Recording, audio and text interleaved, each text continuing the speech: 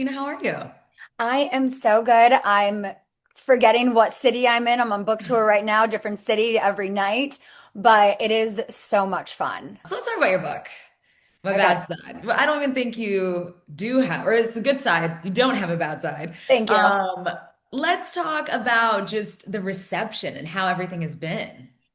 Yeah, I think it's been good for the most part. I have stayed out of the comment section because I know people are just having a field day with their opinions, and that's great. If something's polarizing and people are talking, Mhm. that's the point. But overall, so far, this will be my fifth show on tour, and everyone I've met, everyone who's read the book, just really loves it, can relate to so many different stories in it.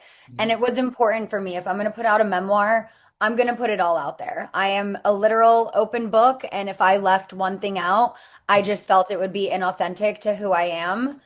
So I put it all out there, and it was just kind of one of those things where I'm like, I put it out and then I don't look back. Yes.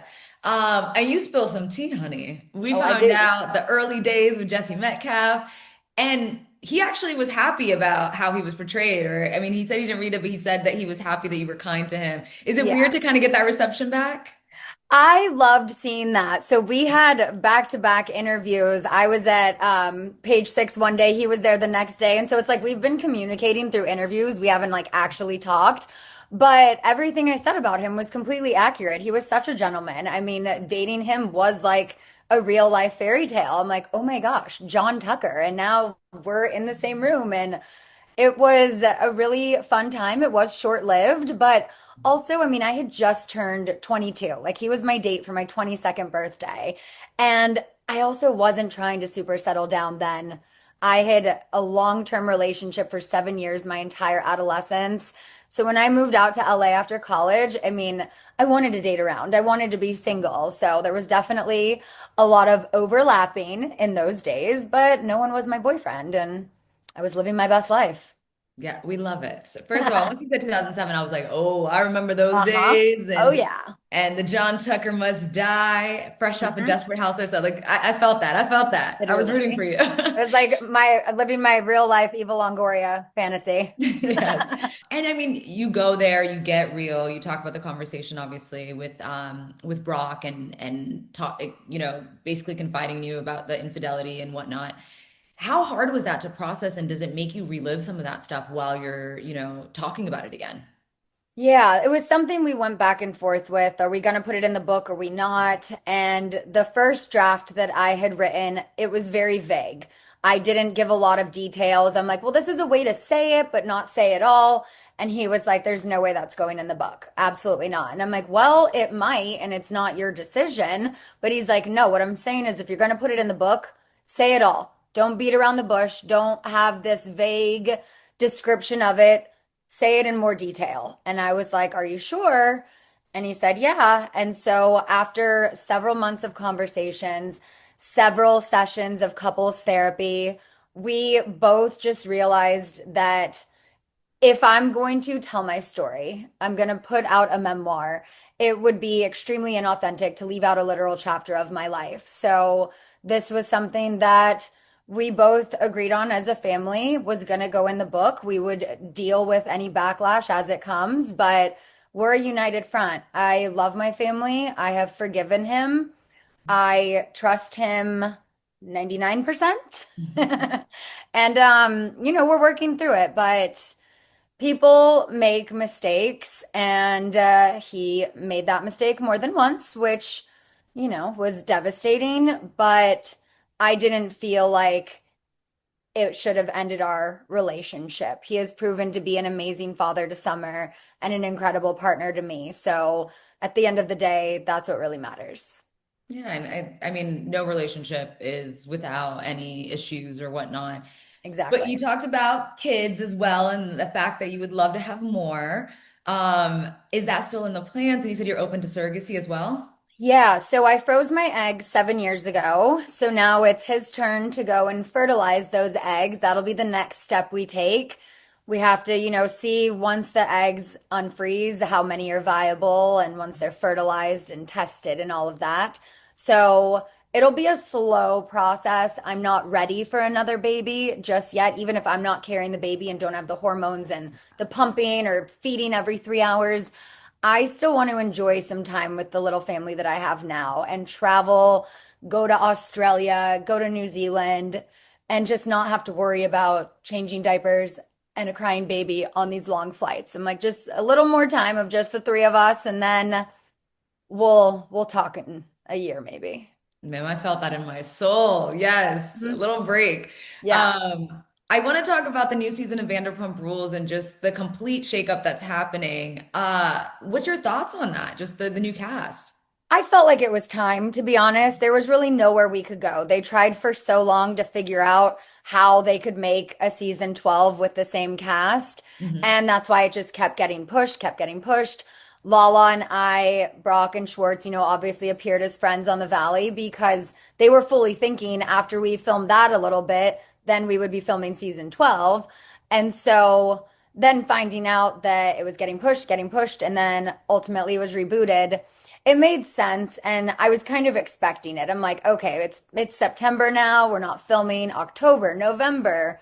Contracts are up. What are we doing? So I think it was time. If they're gonna reboot it, why not at the height of the show? So I'm happy for the new cast. They get their shot in this crazy reality world that we're in. I'm friends with a couple of the girls, so I've gotten some stories, and I think it'll be good. Where do things stand with you and Lisa? Are you guys on good terms? Is everything good? I haven't spoken to her recently. Okay, Sheena for Shein, let's talk about it. How Yes. did this partnership come about? Honestly, this collab just made sense. I have been a longtime fan of Shein, and over the years, I've noticed people online jokingly call me Sheena, and like, I get it, my name is difficult to spell, but I feel like people sometimes do it as a dig, like, we're not going to spell her name right. So when this opportunity came up, I thought, you know what? Why not embrace it? I'm in my Sheena era, and I think Shein totally gets my style. It's chic, it's bold, it's feminine, but this collection, it includes my whole family, which I love so much because I love a matchy matchy moment with my family, but then I also love when we can have the looks that complement each other and aren't identical. So this was the perfect partnership, and I'm so happy with all of the pieces that we chose. I I'm do want to wearing talk one right about that, now. but first I was going to talk about what you're wearing now because clearly it shows how versatile these pieces are. Tell me a little bit about your outfit. Yeah, so this one, it's got these like flowy sleeves. This was one of my daughter's favorites from the collection because she said it reminded her of Mommy as the bat on Masked Singer. So she's like, Mommy, do one with wings. And so I had to put this in the collection because it was one of her favorites, which is also why I'm wearing it now. But so many things that you could either, wear to a brunch during the day and then put on heels and some extra jewelry, spice it up for an evening out. And that was the thing with this collection. I wanted something for my busy moms on the go to just know that it's affordable. You don't have to break the bank to still look good. All of the pieces are between $3 and $50. And it's inclusive sizing. It goes up to 4XL. So that was also important for me. I wanted to do something that is for everyone and Okay, so you family said you, included. yeah, you said you love matching fits with the fam. Hmm. Uh, and you call this a family collection. So what does that mean? Are there things for your husband, your children, nieces, nephews? Is it something for everyone? Yeah, literally. So my daughter had several dresses that she picked out. I literally hung up a bunch of them for her at the fitting, and I'm like, which one's your favorite? Which one, she's 4 years old, but she knows what she likes to wear. Also, my husband, he has, I don't know how I would describe his style, but it can be different at times and not always matchy matchy.